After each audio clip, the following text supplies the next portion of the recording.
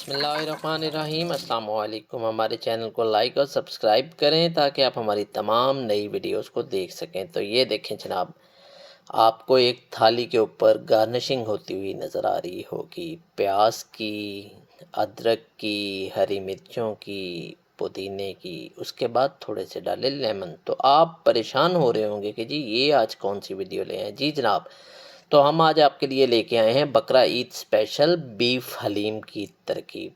तरकीब बड़ी ही आसान है। बाज़ार जैसा हलीम आप बनाएं घर पे, बहुत ही आसान तरीके से। ये देखें, ये जी दालें मिक्स हैं। ये बाज़ार से हलीम का दाल मिक्स का पैकेट मिल जाता है। इसमें सारी दालें होती हैं, लोबिया, सफ़ेद लोबिया, देखें ये देखें, ये लोबिया, सफ़ेद लोबिया, दाल माश, दाल मूंग, गंदम, चावल, उसके अलावा साबित मूंग। तो ये बना बनाया पैकेट भी मिल जाता है, नहीं तो आप घर में भी हस्बे मिकदार चीज़ें लेके बना सकते हैं। ये आधा किलो का पैकेट था, तो ये हमने आधा किलो का पैकेट ले लिया दालों का। इसको हमने भिगो लिया और अब हम इसको पूरी रात भिगो के रखेंगे। ये देखें जी, ये अगली सुबह इस तरह से ये दालें फूली हुई थी। दालों को भिगोना बहुत ज़रूरी है, नहीं भिगोएंगे तो फिर आपको सोडा लगाना पड़ेगा। सोडा लगा के वो जायका नहीं आता।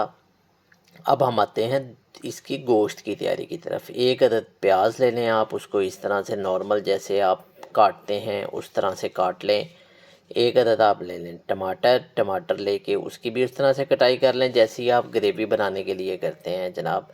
इसमें अब हम डालेंगे आधा किलो बीफ बोनलेस। ये आपने जहन में रखना है कि जी ये बोनलेस बीफ होगा, तो बोनलेस बीफ डालिएगा। उसके बाद हम इसमें डालेंगे 1 चम्मच अदरक पेस्ट और 1 चम्मच लहसुन पेस्ट। अगर आपके पास पेस्ट नहीं है तो आप पाउडर भी डाल सकते हैं। 1 चम्मच नमक डाल लें, 1 चम्मच डाल लें जी लाल मिर्च, 1 चम्मच डाल लें जी सूखा धनिया और 1 चम्मच ही डाल लें आप हल्दी। ये चारों मसाले तो हर खाने की जान है, हर खाने की शान है। और 2 गिलास पानी डाल लें।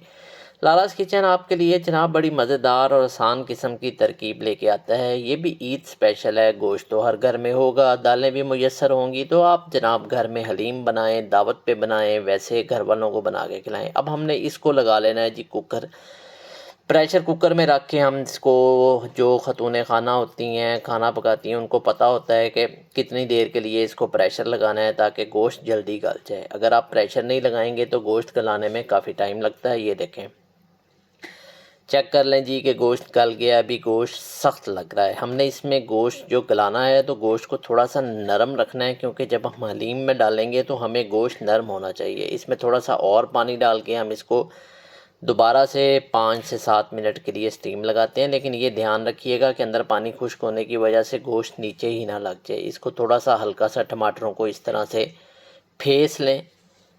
हमारी कोशिश होती है कि जी हम वीडियो बनाते हुए खालिस शुस्ता उर्दू के अल्फाज इस्तेमाल करें। हम वो जो रली मिली उर्दू इंग्लिश की ज़ुबान ना इस्तेमाल करें। ये देखें, ये हमारा गोश्त तकरीबन गल चुका हुआ है काफ़ी हद तक।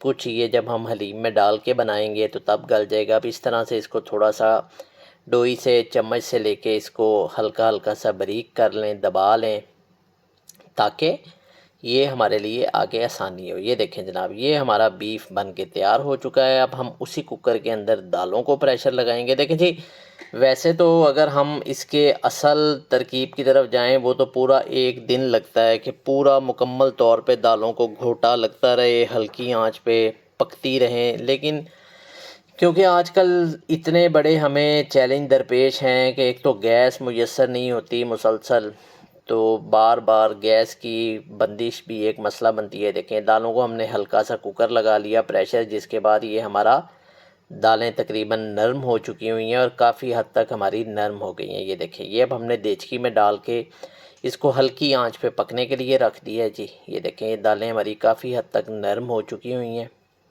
हलीम बड़े सग़ीर पाको हिंद की एक वो वाली डिश है जिसको पकाते हुए कम से कम 6 से 8 घंटे तक। ये देखें, इस तरह से जी आपने डोई मार के, बंधानी मार मार के दालों को नरम कर लेना है पानी में। उसके बाद उसमें आपने गोश्त ऐड किया और जनाब आप देखें, यहाँ से असल मेहनत का काम शुरू होगा आपका।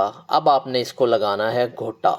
हल्की आंच पे ये पकने देना है। अगर आप घोटा नहीं लगाएंगे तो हलीम नीचे पेंदा पकड़ने लग जाएगा, उसमें जलने की बदबू उसके अंदर मिल जाएगी। तो जनाब यहाँ से आपने खूब मेहनत करनी है। इसको जितना अच्छा घोटा लगाएंगे हलीम उतना अच्छा मज़ेदार बनेगा। ये देखें, ये हमने सुबह के टाइम लगाना शुरू किया था। सुबह से लगाते लगाते हमारी शाम हो गई। थोड़ा सा नमक कम लग रहा था तो नमक डाल दिया इसके अंदर, और साथ में हमने डाल दी थोड़ी सी लाल मिर्च। ये देखें, जैसे जैसे पकाई हो रही है, घोटा लग रहा है, हलीम अपना रंग बदल रहा है, हलीम का जो असल अपना शक्ल है वो उसमें आ रहा है दालें पक पक के। ये देखें कैसा लेसदार हलीम बना है। तो जनाब बस अब यहाँ से आपने इसको जितना अच्छा घोटा लगाएंगे हलीम उतना अच्छा पकेगा। कम से कम घंटा 1.5 घंटे का जी ये काम है, मेहनत है। घोटा लगाएं इसको अच्छी तरह से, खुद लगाएं, बच्चों से लगवाएं, अपने शौहर से लगवाएं, भाइयों से लगवाएं, बहनों से लगवाएं, लेकिन इस किसी की